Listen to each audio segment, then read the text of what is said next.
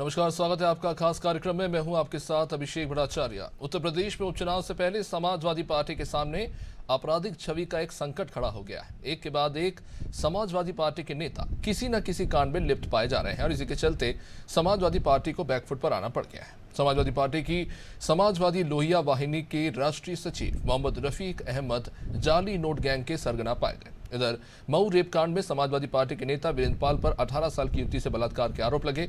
Samajwadi party का ही भदरसा नगर अध्यक्ष मोहित खान अयोध्या में नाबालिग किशोरी से गैंगरेप और किशोरी को गर्भवती करने के आरोप का सामना कर रहा है। कन्नौज में समाजवादी पार्टी के नेता और पूर्व ब्लॉक अध्यक्ष नवाब सिंह यादव नाबालिग से रेप की कोशिश करने के आरोप में गिरफ्तार है। मुलायम सिंह यूथ ब्रिगेड के प्रदेश अध्यक्ष अनीश राजा पर पुलिस ने गुंडा एक्ट के तहत कार्रवाई की। मिल्कीपुर उपचुनाव में समाजवादी पार्टी के ही प्रत्याशी अजीत प्रसाद पर अपहरण, मारपीट और धमकी ऐसे मामले दर्ज हैं। इधर समाजवादी पार्टी की सांसद प्रिया सरोज के विधायक पिता तूफानी सरोज पर उन्हीं की पार्टी के नेता ने जान से मारने की धमकी, गाली गलौज जैसे एफआईआर दर्ज कराई है। आगरा की समाजवादी पार्टी की नेत्री जूही प्रकाश तो अपने ही पति की पिटाई के आरोप में कानूनी कार्रवाई का सामना कर रही है।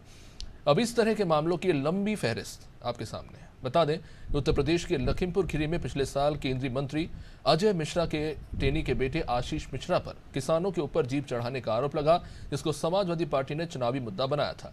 अब समाजवादी पार्टी के नेताओं की करतूत चुनावी मुद्दा बनती नजर आ रही है। इस पर पलटवार करते हुए सपा ने कहा है कि भाजपा के नेता भी अनेक अपराधों में लिप्त है, तो क्या वे दूध के धुले हुए हैं? हमारा भी सवाल है कि आखिर अपराध और राजनीति का ये गठजोड़ कैसा, और समाजवादी पार्टी के नेताओं पर लगे आरोपों का आने वाले उपचुनाव में कितना प्रभाव पड़ने वाला है। आज इसी पर चर्चा करेंगे। उससे पहले प्रतिक्रियाओं पर एक नजर। मुझे लगता है ये सवाल अखिलेश जी को आपको जरूर पूछना चाहिए कि आखिर समाजवादी पार्टी के उनके शागिर्द, उनके नेता, उनके जनप्रतिनिधि, उनके कार्यकर्ता वही सब क्यों हैं जो सबसे बड़ा अपराधी वो उतना बड़ा समाजवादी? ये सब साफ देखने को आ रहा है। जो जनता ने जो स्लोगन दिया, जो नारा दिया, जो जनता का परफेक्शन सपा के बारे में, वो धरातल पर सच साबित होता हुआ आपको दिखाई पड़ रहा है। इसलिए अखिलेश जी आप चिंतन करिए, ऐसे लोगों से दूर रहिए, सपा से अपराधी मुक्त सपा बनाइए। यदि आपको लंबी राजनीति करनी है तो हर मामले में सपा नेता क्यों आ रहे हैं? अयोध्या में रेप कांड में सपा नेता, कन्नौज में रेप कांड में सपा नेता, मऊ के रेप कांड में सपा नेता, अब नकली नोट वाले में भी सपा नेता। हर काम सपा नेता करते हैं। देखिए, समाजवादी पार्टी सरकार में है नहीं कि किसी को बचाएगी। कोई किसी से जुड़ा हो सकता है। न समाजवादी पार्टी अपराध या अपराधी में जाति या पार्टी खोजती है। उसने कभी इस तरह की राजनीति नहीं की। रही भारतीय जनता पार्टी पर, तो लगातार अपराधियों को किसी पार्टी से कनेक्ट करना, जाति खोजना, धर्म खोजना उनका सगल बन गया है। वो चूंकि हर मामले फेल है, इस तरह का रहता था। अब आखिर आप बताओ, गुजरात में तो भारतीय जनता पार्टी के नेता के यहाँ फैक्ट्री पकड़ी गई नकली नोट छापने की, तो आप इसको किस नज़र से देखते हैं? तो सवाल सबसे महत्वपूर्ण है कि भारतीय जनता पार्टी जब उसके लोग इन्वॉल्व होते हैं, बड़े क्राइम में रहते हैं, तो उसको दूसरा एंगल देना चाहती है और बाकी लोगों को जाति, धर्म और दूसरे पार्टी से जोड़ करके उस एंगल से ले जाना चाहती है। लोकतंत्र में सबको अधिकार है चुनाव लड़ने का, जनता के बीच जाने का, मगर जो लोग सत्ता में हैं, जनता उनसे सवाल पूछेगी कि आप 7 साल से सत्ता में हैं तो आपने क्या किया? युवाओं को रोजगार दिया या नहीं दिया? महिलाओं को सुरक्षा दी या नहीं दी? तो सवाल इस बात का है कि इसका जवाब नेगेटिव में निकलेगा। चारों तरफ पर्चे लीक हैं, रिजल्ट नहीं आ रहे हैं। निजी क्षेत्र में का ऐसा वातावरण आपके यहाँ बना हुआ है कि निजी क्षेत्र में नए इन्वेस्टमेंट्स नहीं हो रहे हैं, नौकरियां क्रिएट नहीं हो रही हैं। तो सिर्फ सामाजिक विद्वेष फैलाकर वोट नहीं मिलेगा। तो लोकसभा के चुनाव में सम्मानित जनता ने अपना मत दिखा दिया कि वो किसकी तरफ मुझे लगता है वही उपचुनाव में भी होने जा रहा है। अखिलेश यादव जी का साथ हमेशा अन्याय पूर्ण करने वाले माफिया, गुंडा, बवाली, बलात्कारियों के सर पर रहता है। हमेशा उनका साथ रहा है। जब से उनकी राजनीतिक स्थिति को देख लीजिए, अखिलेश यादव हमेशा अन्याय करने वालों के साथ खड़े मिलेंगे, झूठ फरेब साजिश करने वालों के सहयोग करते मिलेंगे। जो बलात्कारी हैं उनके कार्यकर्ता, उनके नेता, उनके साथ में उनको बचाव करते मिलेंगे। अभी जो समाजवादी पार्टी के नेता रेहड़ी वाले, खोमचे वाले, ठेले वालों को नकली नोट पकड़ा करके उनके साथ इतना बड़ा भेदभाव और अन्याय कर रहे हैं, उनको लूट रहे हैं, वो लोग किस मुंह से आज जनता के सामने जाएंगे? किस मुंह से जनता से मांग करेंगे न्याय की? मुझे लगता है ये सवाल अखिलेश अब इसी पर चर्चा आगे बढ़ाएंगे। हमारे साथ बीजेपी से जुड़ रहे हैं केसी जैन, राजेंद्र सागर कांग्रेस से, रविंद्र प्रताप सिंह समाजवादी पार्टी से और सैयद रजा रिजवी साहब वरिष्ठ पत्रकार हमारे साथ जुड़ रहे हैं। बहुत बहुत स्वागत आप सभी का। केसी जी, अपराध को लेकर लगातार सवाल उठते रहे हैं। एक तरफ बीजेपी हमेशा अपनी पीठ थपथपाती रही है कि 2017 के बाद उत्तर प्रदेश की कानून व्यवस्था बीजेपी के आने के बाद बेहतर हुई है, वहीं दूसरी तरफ विपक्ष लगातार आरोप लगाता रहा है कि व्यवस्था बेहतर नहीं हुई है, बस बड़बोलापन है। और अब तो अखिलेश यादव ने यह भी कह दिया है कि अपराधी कहीं गए नहीं, ना जेल गए, उनका तो भाजपाईकरण हो गया है। क्या कहेंगे इन आरोपों पर? एक तरफ आप समाजवादी पार्टी पर सवाल उठा रहे हैं, दूसरी तरफ आपकी कानून व्यवस्था पर भी सवाल है। देखिए अभिषेक जी, सही बात तो यह है कि समाजवादी पार्टी ने ही इस चीज़ को सिद्ध कर दिया है कि भारतीय जनता पार्टी की सरकार में जो क्राइम है उस क्राइम रेट को जीरो पे ले जाने के लिए भारतीय जनता पार्टी प्रयासरत है।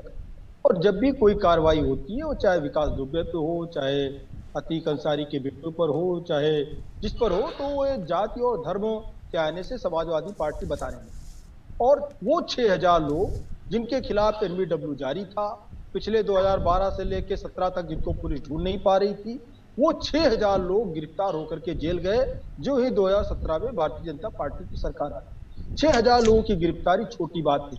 वहीं पे जो दुर्दांत अपराधी थे उनकी तमाम सारे लोगों की प्रॉपर्टी जो थी कुर्क हुई, तमाम जगह बुलडोजर चला। और जब बुलडोजर चला तब भी समाजवादी पार्टी को दिक्कत हुई कि आप बुलडोजर क्यों चला रहे हैं, आप गैर कानूनी काम कर रहे हैं। अगर कोई एनकाउंटर में कोई दुर्दांत अपराधी जो 2-2 लाख का इनामी था पुलिस के ऊपर हमला करता है, पुलिस की जवाबी कार्रवाई मारा गया, उस पर भी समाजवादी पार्टी ने सवाल उठाया। तो ये तो समाजवादी पार्टी ने स्वयं तय कर दिया है कि भारतीय जनता पार्टी की सरकार में लॉ एंड ऑर्डर मेंटेन है, और लॉ एंड ऑर्डर मेंटेन करने के साथ साथ जो इसके विरोध में है उनके खिलाफ लगातार केसी जी, आप समाजवादी पार्टी पर यह आरोप लगा सकते हैं कि उनकी पार्टी के नेता आपराधिक मामलों में संलिप्त हैं, लेकिन हाल की जो घटनाएं उत्तर प्रदेश में हुई है वो ये सवाल भी उठाती हैं कि इस तरह की जघन्य आपराधिक घटनाएं हो रही हैं। आप कह रहे हैं कि कानून व्यवस्था नियंत्रण में है, लेकिन सवाल तो ये भी कि इस तरह घटनाएं लगातार हो रही हैं। बिल्कुल समाजवादी पार्टी इन्वॉल्व हो। बहुत अच्छा सवाल आपका अभिषेक जी आया है, घटनाएं क्यों बढ़ी। दरअसल जो मनोबल इनका तोड़ने का काम माननीय योगी जी ने किया था अपराधियों का, समाजवादी पार्टी की लोकसभा में जो ही सीटें बढ़ती हैं, ये बिल से बिल्कुल बिलबिलाते हुए जितने अपराधी थे बाहर आ जाते हैं। आप देखिए, चाहे कन्नौज की घटना रही हो, समाजवादी पार्टी का नेता उसमें संलिप्त था, और जो अयोध्या में घटना हुई वो तो बहुत ही शर्मसार करने वाली थी।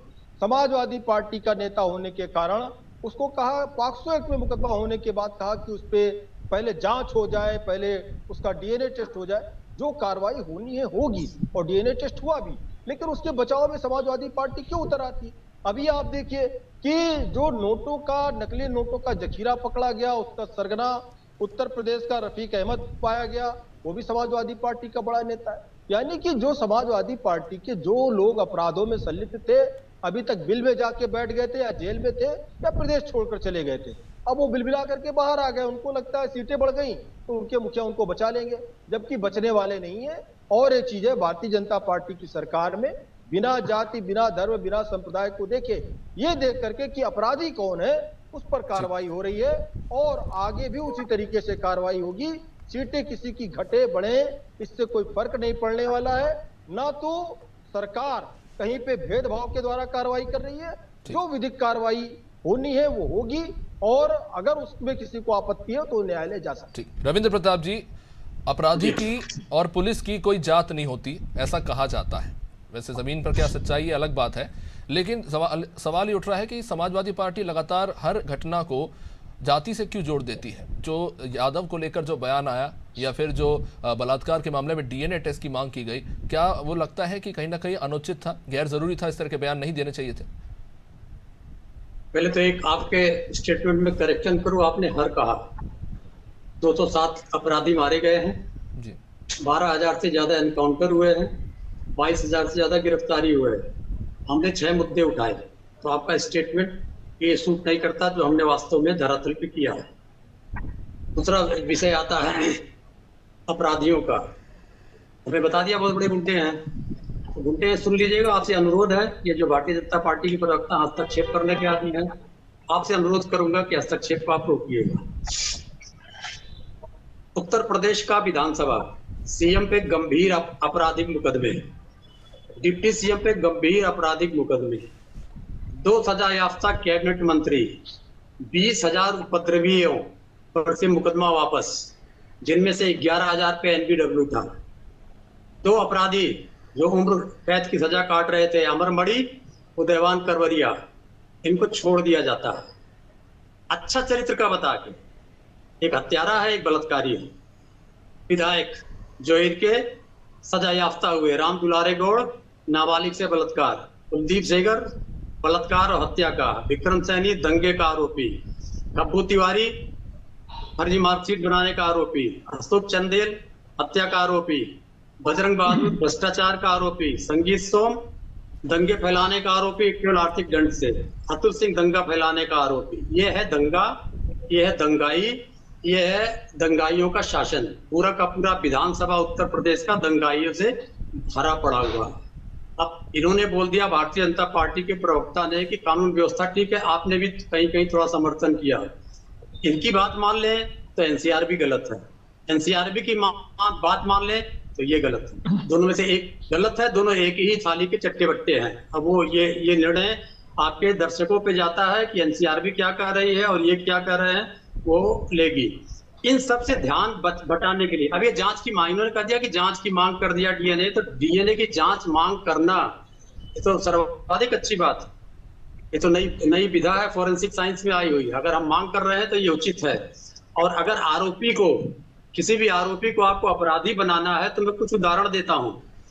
लाल कृष्ण आडवाणी जी हवाला कांड में आरोपी हुए, ब्रजभूषण टाडा में आरोपी हुआ, शाहनवाज हुसैन बलात्कार में आरोपी हुआ, टेनी हत्या के षड्यंत्र में आरोपी हुआ। तो इन्होंने कुछ भी नहीं बोला ना। रविंद्र जी, आपने बहुत लंबी फहरिस्त गिनाई। मेरा सीधा सवाल ये आपसे, ठीक है, आप कह रहे हैं कि कानून व्यवस्था ठीक नहीं है। अब शेख जी जवाब ले लीजिएगा जी, थोड़ा जल्दी कीजिए, बाकी इंतजार करें जी, जल्दी से। जी देखिए अभिषेक जी, अभी इन्होंने संगीत सोम का नाम लिया, कुलदीप सिंह सेंगर का नाम लिया। कुलदीप सिंह सेंगर को जेल किसने भेजा? और संगीत सोम पे जो मुकदमे की बात है, वो राजनीतिक मुकदमे है। माननीय मुलायम सिंह यादव जी पर 500 मुकदमे थे और सरकार आते आते उन्होंने कुलदीप सिंह सेंगर के मामले में सर करेक्ट करना चाहूंगा कि वो तो पूरा खानदान खत्म करने पे तुल गए थे पीड़ित के, उसके बाद गिरफ्तारी हुई है, तो वो कोई अचीवमेंट तो नहीं से बाहर किए गए। मुख्य बात यह है कि अगर कोई अपराधी है उस पर कार्रवाई होनी चाहिए। अभी एक चीज और बताई रविंद्र जी ने कि अयोध्या के मामले में जो मुलजिम है उसकी डीएनए जांच करके इन्होंने बहुत बड़ा कद्दू में तीर मार दिया, बहुत बड़ा काम कर दिया इन्होंने, बहुत संवैधानिक कार्य कर दिया। अरे पॉक्सो एक्ट में अगर कोई नाबालिग लड़की आरोप लगा दे तो उस पर कार्रवाई होती है। डीएनए जांच की बात जहां तक है, गैंग रेप में डीएनए जांच में क्या आएगा? एक का नहीं है मामला कि डीएनए जांच 1 से 7 सैंपल मैच हो जाएंगे। और वो लोग हॉस्पिटल में जो लड़की थी उसको धमकाने गए, ये सब पूरा वीडियो आया वहां पे, जो हॉस्पिटल में वीडियो थे, उसके बाद उसके बचाव में उतर आए। आपने पार्टी से उसको बाहर तक नहीं किया क्योंकि वो मुस्लिम है, वो मुस्लिम है, आपकी पार्टी का नेता है। उसको बचाने के लिए अखिलेश यादव जी पूरा की पूरा मैदान में उतर आए। तो ये पहली बात, इस पे जवाब लेंगे राजेंद्र सागर जी। सवाल यही है, जाति बताना, अपराधियों का धर्म बताना और धर्म और जात के आधार पर उनके बचाव करना। उसका एक कारण शायद ये भी है कि सामने चुनाव है और कहीं ना कहीं इसका राजनीतिक लाभ लेने की कोशिश हो रही है। राजेंद्र जी, एक तरफ आपके सहयोगी दल है जिन पर कई गंभीर संगीन मामलों में उनके पार्टी के समर्थक या नेता के लिए संलिप्त पाए गए हैं, और माना यह भी जा रहा है कि इसका कहीं ना कहीं आने वाले चुनाव में भी प्रभाव पड़ेगा। क्या कहेंगे इस पे? अभिषेक जी, कितनी खूबसूरती से अभी हमारे बीजेपी के प्रवक्ता जो बखान कर रहे थे, बड़ा बढ़िया तरीके से बता रहे थे, हैं? मतलब अगर सत्ता का नहीं है, वो विपक्ष का है, तो उसका एनकाउंटर कर दो, और अगर सत्ता पक्ष का है तो उसको जो है अपराधी घोषित करके उसके खिलाफ ये कार्रवाई करेंगे। कितनी बढ़िया नीति इन्होंने बना रखी है। अगर उस पर जरा सा भी विपक्ष का आरोप लगा हुआ है, कहीं भी अगर जरा सा कनेक्शन मिल जाता है तो सीधे उसके सर में गोली लगती है। और अगर सत्ता पक्ष का है, बीजेपी का है, तो उसके पैर में भी गोली नहीं लगती है, वो सीधा कोर्ट में जाकर सरेंडर कर देता है। कितनी खूबसूरत नीति बनी हुई है उत्तर प्रदेश में। अब आप देखिए, अभी 23 तारीख को जो केंद्र ने रिपोर्ट जारी की है, उसमें सबसे ज्यादा 12,287 मामले एससी एसटी के ऊपर 12,292 एसटी के मिलाकर सबसे ज्यादा उत्पीड़न एसटी का जो है बीजेपी के लोगों ने किया है, बीजेपी के नेताओं ने किया है और बीजेपी ने किया है, जिसमें अभी इनकी 23 तारीख को जो केंद्र ने रिपोर्ट जारी की है उसमें ये साफ साफ लिखा हुआ है कि पूरे इंडिया के अंदर सबसे ज्यादा मामले उत्तर प्रदेश में हुए हैं। ठीक है, अभी पिछले दिनों ही 2-4-6 दिन पहले ही मिर्जापुर में एक 9 साल के लड़के को जो है एसटी के बीजेपी के लोग उसे मौत के घाट बड़ी बुरी तरीके से उतार देते हैं। आज की ही घटना है, आज एक बरेली के आला तहसील है जिसमें एक महिला एक वकील के पास जाती है, उसका जमीन का केस चल रहा होता है, सारे वकील इसको खचेड़ के वहां पूरे तहसील परिसर में उसको डंडों से पीटते हैं। तो इन लोगों ने देश और प्रदेश के अंदर इतना जहर घोल रखा है कि आम आदमी के दिमाग तक वो जहर फैल गया है। चाहे वो पर क्या राजेंद्र जी ये सिर्फ क्या सिर्फ बीजेपी कर रही है? क्योंकि आपकी जहां पे कर्नाटक की बात कर लेते हैं, अगर वहां पर धार्मिक उन्माद फैल रहा है जी, अभिषेक जी, चाहे वो ट्रेन का किसी मामला हो, किसी बुजुर्ग के साथ हो, समझे, चाहे कोई पुलिस कर रहा हो, चाहे कोई वकील कर रहा हो, चाहे पुलिस कर रही हो, लेकिन ये सब सत्ता पक्ष इसमें कहीं ना कहीं इन्वॉल्व रहता है और बाद में जब पढ़ते खुलती है तो उसको जो है बीजेपी ने सत्ता की एक ऐसी वॉशिंग मशीन बना रखी है। इसी में सैयद साहब के पास आना चाहूंगा। सैयद जी माफी चाहूंगा, काफी समय लग गया, प्लीज मैं आपके पास आऊंगा केसी जी। ठीक है राजेंद्र जी। सैयद साहब नहीं, ठीक है, प्लीज इनका थोड़ा वॉल्यूम डाउन कीजिए, समय मेरे पास बहुत सीमित है। सैयद साहब, मेरा सिंपल सा सवाल यही है, क्योंकि ये जो एक तरफ राज्य सरकार कह रही है कि कानून जो है एकदम कंट्रोल में है और अपराधियों पर ताबड़तोड़ कार्रवाई हो रही है, बुलडोजर की कार्रवाई हो, अन्य कार्रवाई हो, सुप्रीम कोर्ट की जज ने कहा है कि अगर एनकाउंटर करना पड़ रहा है और बुलडोजर से इमारतें गिरानी पड़ रही है और इस तरह से कानून को संभाला जा रहा है, तो इसका मतलब यह है कि कानून व्यवस्था बहुत ही खराब स्थिति में है। एक हाईकोर्ट के जज ने सरकार के वकील के साथ ही बहस करते हुए एक बात कह दी थी कि आपने व्यक्ति का घर क्यों गिराया, तो सरकारी वकील ने कहा कि साहब जो नक्शा था उसके अकॉर्डिंग घर नहीं बना था, यानी कि अतिक्रमण था। तो जज ने कहा कि साहब इस हिसाब से आप चलेंगे ना तो शहर के आधी इमारतें आप गिरा दोगे, क्योंकि पुरानी इमारतें उस हिसाब से सटीक नक्शे से नहीं बनती। तो इस तरह की जो कार्रवाई हो रही है उसको लेकर सवाल खड़े हो रहे हैं और जजेस सवाल उठा रहे हैं। तो क्या इस कानून व्यवस्था को मानते हैं कि बहुत अच्छी स्थिति में है या कहीं पर गुंजाइश है? देखिए, ऐसा है कि उत्तर प्रदेश में जब से योगी आदित्यनाथ की सरकार आई है तो जाहिर सी बात है लॉ एंड ऑर्डर के लिए उन्होंने बहुत मजबूती से काम करने की कोशिश की है और उत्तर प्रदेश में कोशिश करके ये चाहा है कि भाई यहाँ लॉ एंड ऑर्डर मजबूत रहे। और जाहिर सी बात है अगर कानून का भय नहीं होगा और कानून का डर नहीं होगा समाज के अंदर तो आप समझिए अपराध की प्रवृत्ति बढ़ती रहेगी। इसीलिए जो है कानून बनाया गया है, इसीलिए जजेस बैठाए गए हैं, इसीलिए और प्रशासन में इस तरीके से काम होता है कि हो। अब बात ये जो आ रही है 10 सीटों का जो उपचुनाव है, 2024 का जो पार्लियामेंट चुनाव हुआ उस पार्लियामेंट में समाजवादी पार्टी को 37 सीट मिलने के कारण जो 3 मेंबर ऑफ पार्लियामेंट जिसके पास थे 2024 से पहले और 37 मेंबर ऑफ पार्लियामेंट आ गए, तो जाहिर सी बात है कि उत्तर प्रदेश में भारतीय जनता पार्टी को एक खलबली मची हुई है और मचना भी चाहिए। तो आप समझिए 10 जो चुनाव होने वाले हैं उपचुनाव का अभिषेक जी, तो इसमें 10 सीटों में अगर आप देखेंगे तो 5 समाजवादी पार्टी के पास, 3 जो है बीजेपी के पास और 1 निषाद पार्टी के पास, 1 आरएलडी के पास जी। अब अगर भारतीय जनता पार्टी ये 3 सीट जीत लेती है तो समझिए वो 100% उसका रिजल्ट है, क्योंकि उसके 3 ही मेंबर ऑफ पार्लियामेंट जो है वो मेंबर ऑफ पार्लियामेंट बन गए हैं एमएलए, इसलिए वहां चुनाव होना है। लेकिन कांग्रेस का इस 10 के अंदर कोई भी एमएलए या कोई भी वो जो है मेंबर ऑफ पार्लियामेंट नहीं बना जी। और कांग्रेस चाहती है कि यहाँ से हमें सीट भी मिल जाए। अब देखिए करहल से जो है वो अखिलेश यादव जो है वहां से जो है वो एमएलए थे और वो उसके बाद जो है वो कन्नौज से जो है मेंबर ऑफ पार्लियामेंट हो गए। यही मिल्की फिर अयोध्या से आप देख लिया अवधेश प्रसाद जी समाजवादी पार्टी से अयोध्या के एमपी हो गए।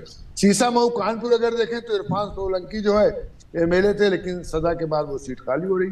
कुंदरखी जो आपका मुरादाबाद में आता है वो जियाउर रहमान साहब समाजवादी पार्टी के एमएलए थे, संभल से लड़े वो एमपी हो गए, ये समाजवादी पार्टी। बीजेपी की गाजियाबाद से आप देखिए अतुल गर्ग वहां से जीते और उसके बाद जो है गाजियाबाद के मेंबर ऑफ पार्लियामेंट हो गए वहां से। अब आप देखिए फूलपुर से जो है वो बीजेपी के जो है परवीन पटेल जीते, अब वो फूलपुर के सांसद हो गए। और मझुआ जो है निषाद पार्टी की सीट थी भदोही में, वहां विनेत बिंद जीत गए तो भदोही के मेंबर ऑफ पार्लियामेंट हो गए। कटेहरी आप देखिए समाजवादी पार्टी की सीट थी, वहां अम्बेडकर नगर, वहां लालजी वर्मा जीत गए, वो अम्बेडकर नगर के से सब समय सीमित है, इसलिए मैं आपसे यही पूछना चाह रहा हूं कि अगर देखा जाए, गौर करें तो समाजवादी पार्टी की जो सीटें हैं बहुत स्ट्रांग है, वहां पर ज्यादा चांसेस उनके जीतने के हैं। वही बीजेपी में भी सेम वही स्थिति है कि उनकी मजबूत सीटें ही हैं। तो यहाँ पर शायद जो चैलेंज है वो एक दूसरे की सीटें हड़पने को लेकर है, और इसलिए कहीं ना कहीं अपराध को एक तरह से कह सकते हैं कि जो मामले हैं इनका कहीं ना कहीं राजनीतिकरण हो रहा है।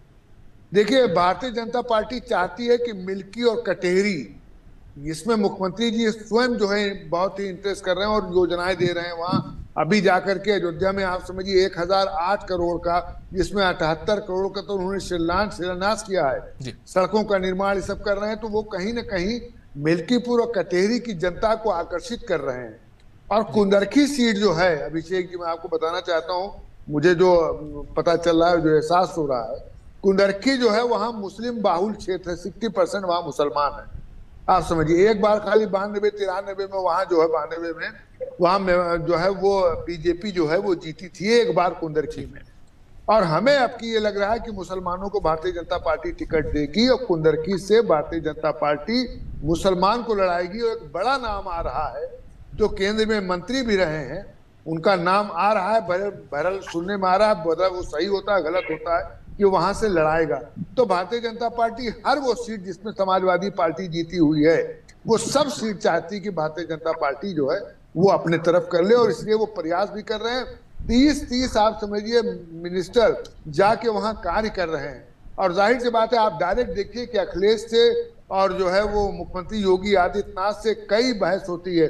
मुख्यमंत्री साफ कह देते हैं कि साहब जिन्ना की आत्मा आ गई, औरंगजेब की बात कर देते हैं, फिर अपराध की बात कर देते हैं। इनका जनता पर कितना प्रभाव पड़ता है? इस तरह के जो मामले आ रहे हैं निकलकर, आपराधिक मामले जिस तरह से इन्हें सामने लाया जा रहा है, एक तरफ समाजवादी पार्टी आरोप लगा रही है कि जानबूझकर खोज कर पहचान ढूंढी जा रही है कि किस तरह से कनेक्शन जोड़ा जाए अपराधियों के साथ। तो इसका जनता पर कितना प्रभाव पड़ता है, ये सवाल लगातार उठ रहा है। देखिए अभिषेक जी, आप समझिए दो चीजें बहुत बड़ी होती हैं लॉ एंड राजनीति के अंदर। पहली चीज तो ये है कि लॉ एंड ऑर्डर अगर जिस पार्टी का मजबूत है तो उससे ये फायदा होता है कि ज्यादा से बिजनेस, ज्यादा से इंडस्ट्री, ज्यादा से उद्योग उस प्रदेश में लगते हैं। और लॉ एंड ऑर्डर अगर मजबूत नहीं है तो समझिए बेरोजगारी की जो है वो संख्या बढ़ती चली जाती है, क्योंकि जब फैक्ट्री लगेगी नहीं, उद्योग लगेगा नहीं, काउंटर भी हो सकता है। बेरोजगारी और पिछड़ेपन के कारण भी अपराध बढ़ता है। एक आखिरी सवाल आपसे जरूर लेना चाहूंगा इस मामले को लेकर। जो आपराधिक घटना है, उत्तर प्रदेश की स्थिति वैसे भी पहले अच्छी नहीं रही, लेकिन अब दावा किया जा रहा है कि बहुत अच्छी स्थिति है। क्या सच्चाई है, जमीनी हकीकत है? क्योंकि दावा तो किया जा रहा है कि स्थिति बेहतर हुई है, लेकिन डर से सुशासन हो सकता है क्या? क्योंकि डर तो अपराधियों के लिए होता है। अगर एक व्यक्ति को अपराधी बनने से बचाना है तो उसके अंदर कानून का सम्मान होना चाहिए। तो क्या कानून का वो सम्मान है आज? देखिए ऐसा है अभिषेक जी, डर 4 प्रकार के होते हैं। एक डर होता है समाज का, एक डर होता है वालिदैन का, एक डर होता है कानून का, और एक डर होता है भगवान का। ये 4 प्रकार के डर हैं। समाज का डर नहीं है अगर इंसान को, तो समझिए वो क्राइम करना शुरू कर देगा। माँ बाप का डर नहीं है तो क्राइम करना शुरू कर देगा। और अगर कानून का डर नहीं है तो क्राइम करना शुरू कर देगा। और भगवान का डर नहीं है, खौफ खुदा नहीं है, तो वो क्राइम करना शुरू कर देगा। इसलिए जरूरत ये है, खौफ से चीज नहीं पकड़ी जाती, शौक अगर उसमें पैदा हो जाए, आदमी को अच्छा बनना है, क्राइम नहीं करना है, तो अगर शौक की तरफ आदमी बढ़ना शुरू हो जाए तो शौक जो है वो लॉन्ग टर्म रहता है, खौफ जो है लंबा टाइम तक नहीं खींचता है। बहुत बहुत शुक्रिया आप सभी मेहमानों का चर्चा में जुड़ने के लिए। माफी चाहता हूं, समय में इजाजत नहीं देता। बहुत सारे सवाल थे जिनके जवाब फिलहाल नहीं मिल पाए, लेकिन ये मुद्दा काफी गरमाया हुआ है कि जो आपराधिक घटनाएं हो रही हैं और इसमें राजनीतिक दलों की जो संलिप्तता है, इसको लेकर जो सवाल उठ रहा है, क्या इसके पीछे राजनीति हो रही है आने वाले चुनाव को लेकर? क्या जो राज्य सरकार की तरफ से दावा किया जा रहा है कानून व्यवस्था एकदम शानदार है, क्या वाकई में इसकी हकीकत वही है, या फिर विपक्ष जो सवाल उठा रही है वो लाजमी है? आने वाले समय में स्पष्ट होगा। फिलहाल देखते रहिए अनादि टीवी। नमस्कार।